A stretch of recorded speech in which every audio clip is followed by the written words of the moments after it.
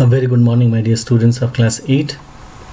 Today in biology, we are starting a new chapter, that is reproduction in humans. This is the first part of it, where we'll be dealing with asexual reproduction in animals, under which we'll be learning about binary and multiple fission, budding and regeneration. So starting with reproduction. As all of us, we know that reproduction is the most beautiful gift given to us by God and to all the organisms to continue their species, to produce the individual of its own kind. Now let us see. This is the process of giving rise to new individuals of the same kind. Why we say same kind? Because an organism can reproduce the same kind. For example, here you can see dog will get the puppies. They'll give birth to puppies only, not any other organism. Different organisms reproduce in different ways. Basically, there are two ways, that is sexual and asexual. We have already studied about asexual mode of reproduction, like amoeba. It simply divides into two, and some other organisms are there like hydra. They produce buds. Yeast also produces buds, and then they get separated.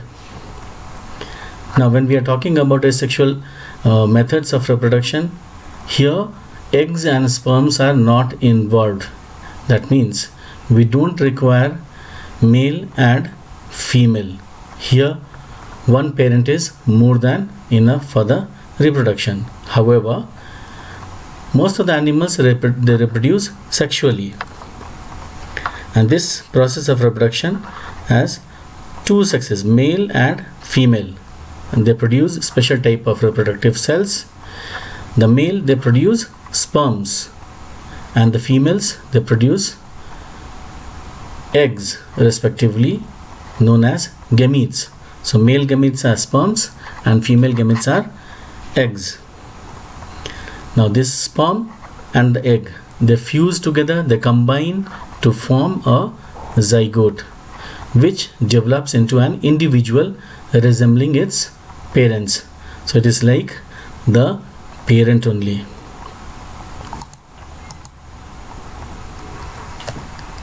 So first, asexual reproduction in animals. Fission. This is the most common method of asexual reproduction. So this could be of two types, binary fission or multiple fission. So first, binary fission. Here the single cell of amoeba or paramecium, it simply divides into two. In amoeba, it results in the division of the parent amoeba into two daughter amoebae. Now look at this diagram. So here you can see this is the parent amoeba. Now this is in the center, it has got the nucleus. Now the nucleus enlarges, and then ultimately this nucleus divides into two. Now not only the nucleus but the cytoplasm also divides into two portions, and then ultimately when the nucleus and cytoplasm are divided, the two daughter cells are produced. This is called binary fission. It happens in the favorable conditions. Now unlike this binary fission, multiple fission, they go for multiple fission in the unfavorable conditions, when the conditions are not favorable. Just to survive and reproduce under the unfavorable condition, amoeba withdraws its pseudopodia. So all the side pseudopodia is there, so they withdraw it, and then they become almost round in shape.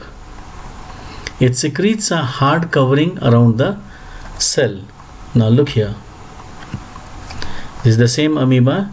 Under the unfavorable condition, it becomes round in shape as it withdraws all its pseudopodia, and then it has got a hard covering. It secretes a hard covering around it, and we call it cyst. Okay, so this is the parent amoeba. It is enclosed with the cyst, which is a hard covering. Now here, this nucleus which is in the center, it multiplies, it divides into many nuclei. So here in the second diagram you can see many nuclei contained in the cyst, and all these nuclei around them, they take bit of cytoplasm, and ultimately you can see so many amoeba inside. Now once the conditions are favorable, now cyst breaks. So here you can see the third picture, you can see the cyst breaks and the daughter cells are released.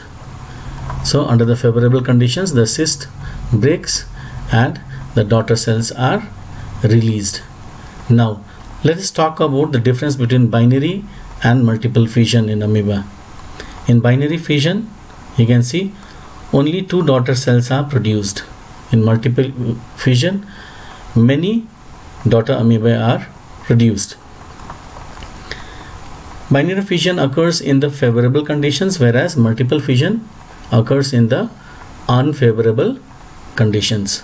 So this was all about binary and multiple fission. Now next mode of asexual reproduction is budding. As the name suggests, the parent organism gets a bud. So here in the diagram you can see the hydra with a small bud. This is the process in which buds grow on the outside of the parent body. Now these buds detach themselves when they are big enough for independent existence. Now look at the diagram here. It's a very common method of reproduction in hydra. So this is hydra, the parent hydra. So here you can see the small bud is coming out of the parent body. Now here it is very clear, it looks like hydra only. Now it grows and becomes mature. Now this is mature enough to be starting its own life. So they are detached from the parent body, and then new hydra starts its life independently. They start existing independently. This is called the process of budding.